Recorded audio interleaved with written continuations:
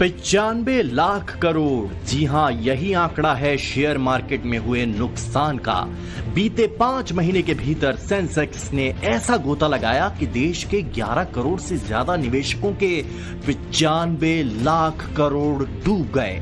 Stock खरीदने की तो खूब बात करते थे, आज मौन क्यों साध लिया है?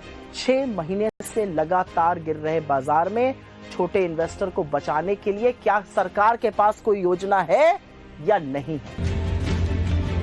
दलाल स्ट्रीट लाल है, निवेशकों में पैनिक का माहौल है। सबसे ज्यादा टेंशन मिडिल क्लास में है, क्योंकि शेयर मार्केट में इन्वेस्ट करने वाला ज्यादातर इसी कैटेगरी से आता है। ऐसे में सवाल है कि इस हाहाकारी गिरावट के बाद क्या शेयर मार्केट संभल पाएगा? निवेशकों के 95 लाख करोड़ पूरी तरह से डूब जाएंगे या फिर रिकवर हो पाएंगे? और इस गिरावट का असर किन किन चीजों पर कितना पड़ेगा? दिल्ली में रहने वाले अविनाश रस्तोगी और Renu Rastogi middle class family से आते हैं। अपनी कमाई की अच्छी खासी बचत स्टॉक्स में इन्वेस्ट कर रखी है। उम्मीद यही थी कि शेयर मार्केट से होने वाला मुनाफा आर्थिक स्थिति बेहतर कर देगा, मगर अब तस्वीर डरा रही है। जैसे ही सेंसेक्स रेड जोन में आता है, एक अजीब सा डर इन्हें परेशान करता है। 22,000 का लॉस हो गया विद इन ए डे, एक सिंगल शेयर में। तो उससे आप लगा सकते हो कि क्या पैनिक होते हैं लोग।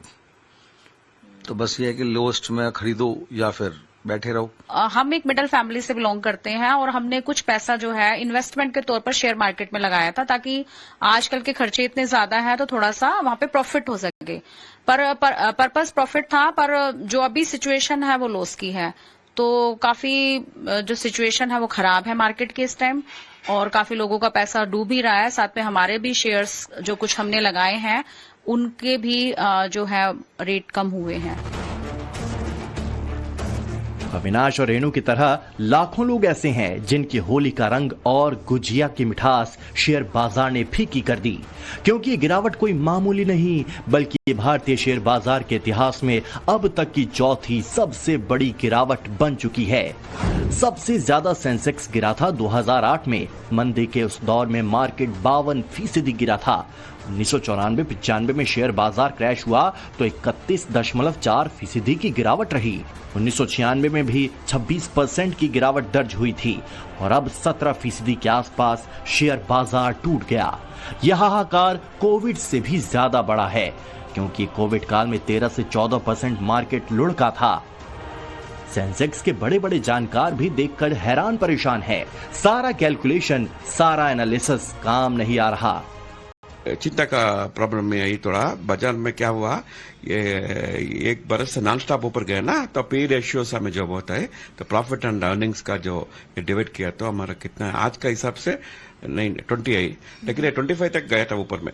ये एक्चुअली डेवलपिंग कंट्री को 15 to 20 ठीक है, 20 to 25 थोड़ा ज्यादा हो गया, तो ओवर हिट हो गया था, वो करेक्शन हुआ है ऊपर। चिंता का विषय अगर तब होता जब सिर्फ भारतीय बाजार यहाँ पर गिर रहे होते, लेकिन इस समय अगर देखें तो यूएस के हालात उससे कहीं ज्यादा पुअर हैं। और पिछले 2 दिनों में देखा जाए तो यूएस मार्केट जो है वो 8% से ज्यादा की गिरावट दिखा चुका है, जो कि पिछले अगर देखा जाए तो रिकॉर्ड पे पिछले 5 सालों में ऐसी बड़ी गिरावट देखने को नहीं मिली है। तो कहीं ना कहीं से अंतरराष्ट्रीय बाजार भी यहाँ पर गिर रहे हैं और उसी के साथ साथ भारतीय बाजार भी यहाँ पर चल रहे हैं।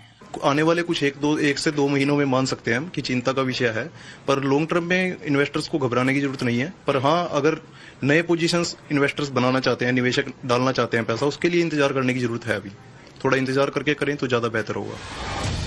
किंतु परंतु में मत फंसिए, दिमाग लगाइए, सुरक्षित निवेश कीजिए, क्योंकि शेयर मार्केट गिरने के एक नहीं बल्कि कई फैक्टर बताए जा रहे हैं।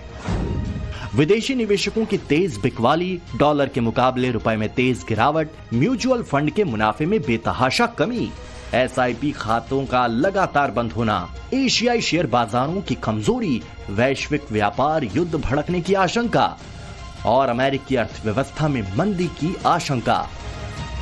माना जा रहा है कि जिस तरह डोनाल्ड ट्रंप ने दुनिया के कई देशों पर टैरिफ लगाना शुरू किया है, उससे इंडियन निवेशकों की धुकधुकी और ज्यादा बढ़ा दी है और ये पैनिक ऑल ओवर वर्ल्ड देखा जा रहा है।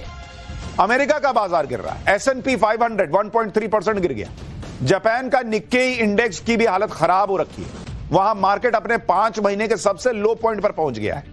हांगकांग का हैंग सेंग इंडेक्स 3.3% गिरा हुआ है। ऑस्ट्रेलिया में S&P ASX 200 इंडेक्स 1.2% गिर गया है। इसके अलावा यूरोपियन देशों की ज्यादातर मार्केट में गिरावट दर्ज की गई। मतलब दुनिया में हाहाकार मच गया भाई, ये ट्रंप के अफलातूनी विचार की वजह से, इसका हिसाब किताब देख के। लेकिन हमारे यहां तुरंत लोग पॉलिटिक्स करने लगते हैं कि भाई कैसे पैनिक इतना फैला दें कि मार्केट और नीचे जाए, फिर मोदी को घेरेंगे। ट्रंप ने ऐसा हाहाकार मचाया हुआ है कि स्टॉक मार्केट ही नहीं भाई, क्रिप्टो मार्केट में भी भयंकर हंगामा मच गया है। सबसे बड़े क्रिप्टो करेंसी बिटकॉइन की वैल्यू रिकॉर्ड 25% गिर गई है। एक हफ्ते में बिटकॉइन 19% गिरकर $80,000 के नीचे चला गया है। इसी साल 20 जनवरी 2025 को जब ट्रंप ने शपथ ली थी, तब यह $1,09,000 की वैल्यू पे था।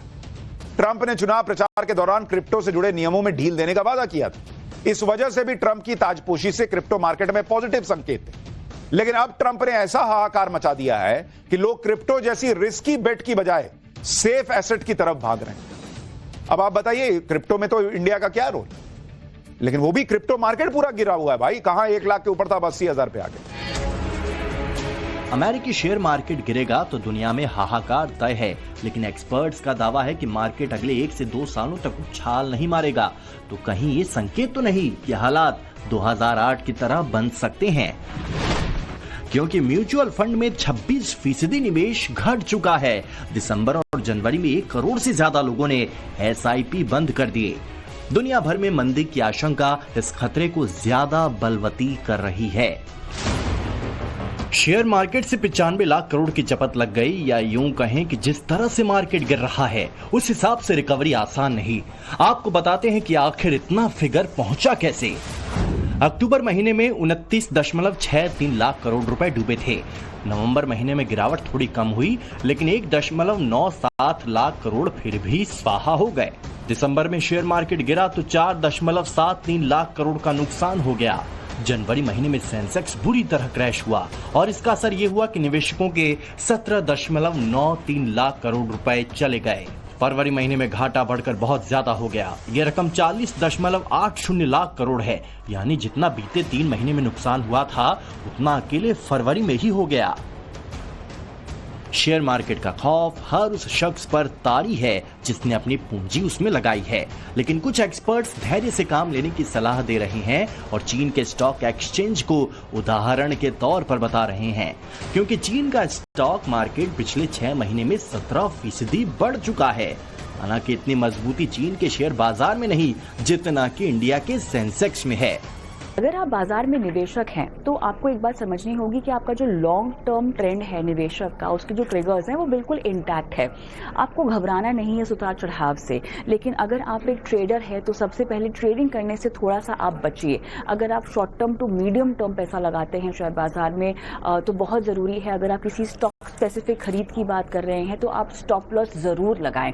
इस तरह के बाजार में बहुत ज़रूरी होता है कि आप अपनी रिस्क मैनेजमेंट पर सबसे ज़्यादा फोकस करें। जो ट्रेडर है उसको चिंता, जो लॉन्ग टर्म इन्वेस्टर है जिनके पास वो अपॉर्चुनिटी नहीं थी यानी चली गई थी और वैल्यूएशन हाई थे, तो अब जाके उनको अपॉर्चुनिटी वापस मिली है, उनको इन्वेस्ट करना चाहिए और फिलहाल पैसा वही निवेश करना चाहिए जिसकी आपको नेक्स्ट 3 इयर्स तक जरूरत नहीं। तो ये चिंता का विषय तब नहीं होगा जब आपके पास ये पैसा 3 साल के लिए है, 3 या 4 साल। अगर आप भूल जाते हो 3-4 साल के लिए तो definitely things will give you hire rewards. Share market में गिरावट अस्थिर दौर हमेशा चलता रहता है और ज्यादातर रीजन जो होता है इस गिरावट का वो बेसिकली सेंटिमेंट्स होता है, और आज के डेट में जो जियो पॉलिटिकल सेंटिमेंट है वही मेन कारण है इस गिरावट का।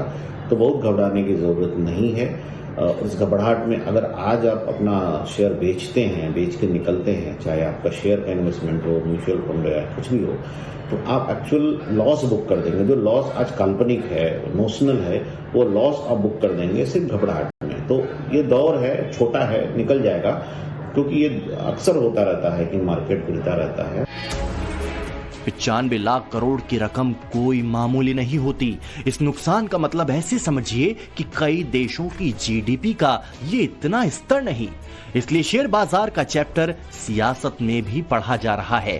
कांग्रेस सवाल उठा रही है कि शेयर बाजार में इन्वेस्ट की सलाह देने वाले पीएम मोदी और बीजेपी नेता इस गिरावट पर क्यों चुप हैं।